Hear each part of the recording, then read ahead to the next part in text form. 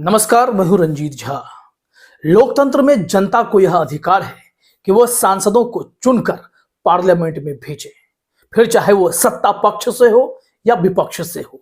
जनता जिसे पसंद करती है उसे पार्लियामेंट भेज देती है, लेकिन पार्लियामेंट में सत्ता में बैठे वैसे ही जनप्रतिनिधि अपने विरोधी जनप्रतिनिधियों को संसद से बाहर का रास्ता दिखा देती है, उन्हें पूरे सत्र के लिए सस्पेंड कर देती है, या फिर जो उनके विरोध में आवाज उठाते हैं उन आवाज को दबाने के लिए उनकी सांसदें ही छीन लेती है।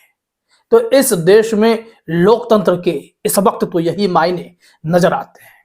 और इसी से जुड़ी आज एक महत्वपूर्ण खबर जो महुआ मोइत्रा से जुड़ी हुई है। महुआ मोइत्रा ने सुप्रीम कोर्ट का दरवाजा खटखटाया, लेकिन सुप्रीम कोर्ट ने कहा कि हम 3 जनवरी से पहले इसे नहीं सुन पाएंगे, आपके पूरे केस को हमें स्टडी करना है। शीतकालीन छुट्टियां भी शुरू हो रही हैं। ऐसे में महुआ मोइत्रा ने लगे हाथ दिल्ली हाई कोर्ट का दरवाजा भी खटखटा रखा था। सांसदी छीने जाने से जुड़े केस में जैसे ही दिल्ली हाई कोर्ट में सुनवाई शुरू हुई तो जज साहब खुद धर्म संकट में आ गए। दिल्ली हाई कोर्ट एकदम से उलझन में पड़ गया कि इस मामले पर सुनवाई करें तो कैसे करें। उन्होंने महुआ मोइत्रा के वकील के सामने कहा, मैं क्या करूं सर, आप ही तो पहले सुप्रीम कोर्ट पहुंच गए और सुप्रीम कोर्ट में यह मामला पेंडिंग है, तो मैं सुनवाई कैसे करूं। उन्होंने जो तर्क दिए हैं, कोर्ट रूम में जो टिप्पणी हुई है वो हम यहां आपको बताते हैं, लेकिन इस खबर की शुरुआत करें उससे पहले आपसे एक छोटी सी अपील, विनती, आग्रह है। अगर आपको मेरी पत्रकारिता अच्छी लगती है तो अब वक्त है कि आप और हम मिलकर संवाद करें। हम आपके सवालों का भी जवाब देंगे, आपके कमेंट पर प्रतिक्रिया निश्चित तौर पर देंगे, साथ ही साथ आपके सुझाए गए मुद्दों पर भी वीडियो बनाने की पूरी कोशिश करेंगे। इसके लिए आप हमारे चैनल के मेंबरशिप प्रोग्राम को जरूर ज्वाइन करें। इसमें बस इतना करना है कि आप हमारे ज्वाइन सेक्शन पर क्लिक करेंगे तो सपोर्ट जर्नलिज्म का एक लेबल मिलेगा, उस पर क्लिक करते ही आप 29 रुपए की एक छोटी सी राशि का योगदान कर इससे जुड़ जाएंगे।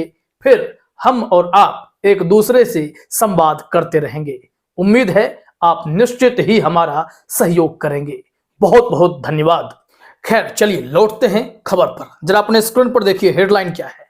मैं क्या करूं सर, आपने ही सुप्रीम कोर्ट का दरवाजा खटखटाया। महुआ मोइत्रा को दिल्ली हाई कोर्ट ने क्या कहा। महुआ मोइत्रा ने शायद खुद को भी उलझा लिया या फिर हाईकोर्ट के पास ही कोई विकल्प नहीं था कि वो फैसला ले तो कैसे ले। यहां देखिए क्या कहा गया है। लोकसभा से निष्कासित तृणमूल कांग्रेस नेता महुआ मोइत्रा को दिल्ली हाईकोर्ट से मंगलवार को झटका लगा। अदालत ने सरकारी आवास का आवंटन रद्द करने और 7 जनवरी तक इस घर को खाली करने के आदेश मामले में उन्हें कोई राहत नहीं दी। मोइत्रा की इस याचिका पर अब दिल्ली हाई कोर्ट में 4 जनवरी को सुनवाई होगी। मंगलवार को जस्टिस सुब्रमण्यम प्रसाद की पीठ ने नोट किया कि निष्कासन के विरुद्ध उनकी याचिका पर 3 जनवरी को सुप्रीम कोर्ट में सुनवाई होनी है। साथ ही यह भी देखा कि उन्हें भवन 7 जनवरी को खाली करने का आदेश है। ऐसे में पीठ ने मामले की सुनवाई 4 जनवरी तक के लिए स्थगित कर दी और महुआ से कहा कि इंतजार कीजिए, अभी इस पर सुनवाई करने का कोई औचित्य नहीं है। अब जज साहब ने कहा कि सुप्रीम कोर्ट को सुनवाई करने दीजिए, 3 जनवरी को उनकी सुनवाई होगी। अगर वहां से कोई निर्देश आता है, आदेश आता है, तो स्वतः अगर आपके हक में फैसला आया तो सारे मामले खत्म हो जाएंगे। अगर नहीं आता है तो फिर हम सुनवाई 4 जनवरी को करेंगे। अब वहां से देखिए हाईकोर्ट क्या करता है। लेकिन उससे पहले कोर्ट रूम में आज क्या हुआ है, किस वजह से जज साहब ने हाथ खड़े किए, कि किस तरीके का विरोधाभास शुरू होगा, धर्म संकट की स्थिति कैसे होगी, यहाँ इस टिप्पणी से आप समझ जाएंगे। यहाँ लिखा गया है, जस्टिस प्रसाद ने निष्कासित सांसद की ओर से पेश वकील से कहा कि मैं क्या करूं सर, आपने ही रिट याचिका दायर करके आदेश को चुनौती दी है। अगर सुप्रीम कोर्ट आपके पक्ष में फैसला देता है तो आपका निलंबन रद्द हो जाएगा। अगर हम इस पर निर्णय लेते हैं तो यह सीधे तौर पर सुप्रीम कोर्ट की कार्यवाही को प्रभावित करेगा। टीएमसी महिला लीडर ने याचिका में अपील की है कि संपदा निदेशालय के 11 दिसंबर के आदेश को रद्द कर दिया जाए या वैकल्पिक रूप से मोइत्रा को 2024 लोकसभा चुनाव के नतीजे आने तक आवास पर कब्जा बनाए रखने की इजाजत दी जाए। महुआ मोइत्रा को कारोबारी दर्शन हीरानंदानी से उपहार स्वीकार करने और उनके साथ संसद वेबसाइट की अपनी यूजर आईडी और पासवर्ड साझा करने के लिए अनैतिक आचरण का दोषी ठहराया गया था। 8 दिसंबर 2023 को उन्हें लोकसभा से निष्कासित कर दिया गया। अब यहां देखिए, जिस तर्क के सहारे महुआ मोइत्रा की सांसदी छीनी गई, उससे जुड़े कोई ठोस सबूत किसी के पास थे नहीं। एथिक्स कमेटी का एक तरफा फैसला आया और स्पीकर साहब ने तुरंत जो है खराब आचरण का दोषी उन्हें मान लिया और उनकी सांसदी छीन ली। अब इस मामले को चुनौती सुप्रीम कोर्ट में दी गई तो सुप्रीम कोर्ट ने साफ तौर पर कहा कि हाँ, मैं आपके केस में इंटरेस्टेड हूं, लेकिन शीतकालीन जो छुट्टियां हैं उन्हें होने दीजिए, बीच में मैं आपकी फाइल पढ़ता हूं और 3 जनवरी को सुनवाई भी कर दूंगा। सीजेआई साहब ने ही इस मामले में दिलचस्पी दिखाई थी, इस वजह से बातें आगे भी बढ़ी और अब इंतजार करना पड़ेगा महुआ मोइत्रा को कि सुप्रीम कोर्ट क्या निर्णय देता है। लेकिन यहां पर गौर कीजिए, सांसदी छीनने का अजीब तरीका तो इस वक्त आप देख ही रहे हैं, लेकिन सबसे गंभीर सवाल यह है कि 141 सांसदों को आज बाहर का रास्ता दिखा दिया गया है। बीते 1 से 2 दिनों में इतने विचित्र फैसले स्पीकर साहब ले रहे हैं। स्पीकर ओम बिरला हो या राज्यसभा के सभापति जगदीप धनखड़ हो, उनके फैसले लोकतंत्र के हित में है क्या?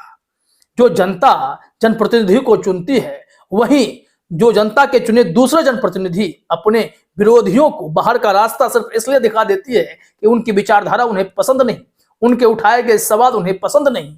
क्या लोकतंत्र में ऐसा चलता है? ये साफ तौर पर देश देख रहा है। लेकिन इस बीच एक और बड़ी बात हुई है, गौर करने वाली बात है। एक तरफ जहां इतने भारी संख्या में सांसदों को सस्पेंड किया गया, तमाम विपक्षी सांसदों को बाहर कर दिया गया, तो दूसरी तरफ इन्हीं विपक्षी पार्टियों की एक बड़ी बैठक हुई, इंडिया गठबंधन की बैठक। और इस बैठक में एक फैसला जो आया, उस पर हम आपकी भी राय जानना चाहते हैं। हम अपनी राय भी बता रहे हैं और कुछ विश्लेषकों की राय भी आपके साथ साझा करते हैं। जैसे कि इंडिया गठबंधन में ममता बनर्जी और अरविंद केजरीवाल ने नाम प्रस्तावित किया खड़गे साहब का कि आप इंडिया गठबंधन की तरफ से प्रधानमंत्री पद के दावेदार हैं, और ऐसे में तमाम लोग खड़गे साहब के नेतृत्व को स्वीकार करने के लिए भी दबे मन से, खुशी मन से शायद राजी हो गए। लेकिन यह फैसला फिर से कहीं ना कहीं इंडिया गठबंधन को कहीं कमजोर ना कर दे, क्योंकि खड़गे साहब एक दलित चेहरा है। ठीक है, दलितों के वोट के दृष्टिकोण से इंडिया गठबंधन इस नाम को आगे कर रहा होगा शायद। लेकिन गौर कीजिए, खड़गे साहब जहां से आते हैं वो दक्षिण भारत का इलाका है, वहां पर कांग्रेस मजबूत है और जो पार्टी कांग्रेस का साथ देती है वो भी काफी हद तक वहां मजबूत है। तो उस क्षेत्र से नुकसान तो वैसे भी नहीं हो रहा था। तो खड़गे साहब क्या हिंदी पट्टी का नेतृत्व करते हैं?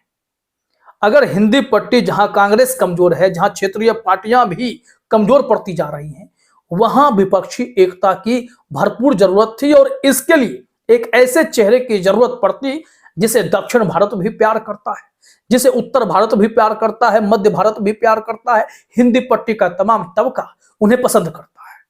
वो नाम राहुल गांधी का है।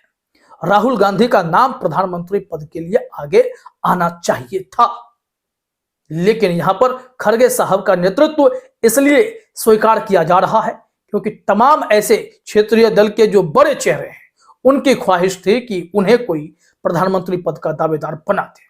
लेकिन ऐसा संभव नहीं था, न ही ममता बनर्जी के साथ यह संभव हो पाता, न नीतीश कुमार के साथ। लालू प्रसाद यादव भी क्या करते, और बाकी जितने भी हैं, चाहे अरविंद केजरीवाल हो, अखिलेश यादव हो या हेमंत सोरेन हो, तमाम लोगों को यही लगा कि खड़गे साहब ही मास्टर स्ट्रोक होंगे। हमें लगता है इंडिया गठबंधन का यह फैसला कहीं ना कहीं अंदरूनी कलह को भी दिखा रहा है, क्योंकि 100-150 दिन बचे हैं, अभी तक सीट बंटवारे को लेकर कोई फार्मूला तय नहीं हो पाया। यह तो क्लियर किया गया था कि एक सीट पर एक उम्मीदवार होगा। क्या यह संभव हो पाएगा? क्या वो पार्टियां जिनका जनाधार है वो बड़े जनाधार वालों के लिए सीटें छोड़ देंगे। इस पर कोई एक राय बन नहीं पाई। 100-150 दिन बचे हैं, सड़कों पर इंडिया गठबंधन अभी तक उतरा नहीं है। ऐसा कहीं नहीं दिखा कि एक नेता के लिए कम से कम तमाम बड़े चेहरे ताकत झोंक रहे हों सड़कों पर निकलकर। नहीं हो पाया। लेकिन जो सड़कों पर निकलकर हजारों लाखों किलोमीटर की यात्रा कर आया, वो व्यक्ति राहुल गांधी, जिसे जनता प्यार भी करती है, उस राहुल गांधी का नाम किसी ने आगे बढ़ाने की हिम्मत नहीं की। और हमें लगता है कि खड़गे साहब को पीएम फेस के तौर पर देखना दक्षिण भारत के लिए खुशी की खबर हो सकती है, लेकिन जो कमजोर इलाका है वहां अगर आप कमजोर रह जाएंगे तो खड़गे साहब को पीएम कैसे बनाएंगे, इसका जवाब क्या होगा? आपकी राय क्या है, आप बताइएगा। तो दूसरी तरफ एक और खास खबर है इसी गठबंधन को लेकर जो सामने आई कि इन लोगों ने चुनाव आयोग के दरवाजे भी खटखटाए हैं।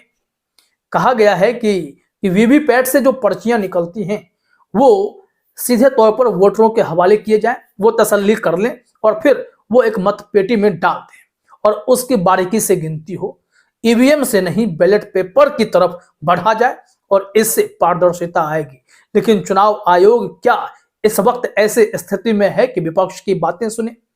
जब सत्ता में बैठी पार्टी विपक्षी सांसदों को देखना नहीं चाहती है, उन्हें बाहर का रास्ता दिखा रही है, एक झटके में जनता के चुने हुए प्रतिनिधि को सत्ता में बैठे जनप्रतिनिधि बाहर का रास्ता दिखा रहे हैं, तो क्या चुनाव आयोग, जिसके नियुक्ति की फाइल को ऐसे बदल दिए गए हैं जहां पर सीजेआई नहीं कैबिनेट मंत्री और मोदी जी तय करेंगे कि चुनाव आयुक्त तो कौन होगा, क्या वो चुनाव आयुक्त यस मैन से बाहर निकलकर अपनी छवि दिखा पाएगा? क्या जिगरा यह दिखा पाएगा कि वीवीपैट से निकलने वाली पर्चियों का उसी हिसाब से गिनती की जाए, उतनी पारदर्शिता दिखाई जाए जितनी विपक्ष मांग कर रहा है?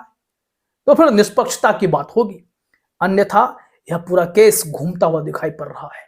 तो आज की जो 2-3 बड़ी खबरें हैं, हमने सबको साथ में लेकर आपको पूरे मर्म को समझाने की कोशिश की है कि कहीं ना कहीं यहां पर लोकतंत्र को बचाने के लिए विपक्षी गठबंधन यानी इंडिया गठबंधन को फिर से सोचने की जरूरत है और एक ऐसे चेहरे को सामने रखने की जरूरत है जो सर्वमान्य हो, जिसे हर कोई प्यार करता हो। तो फिर प्रधानमंत्री मोदी से इस तरीके से सामने सामने की लड़ाई करना आसान रह भी नहीं जाएगा।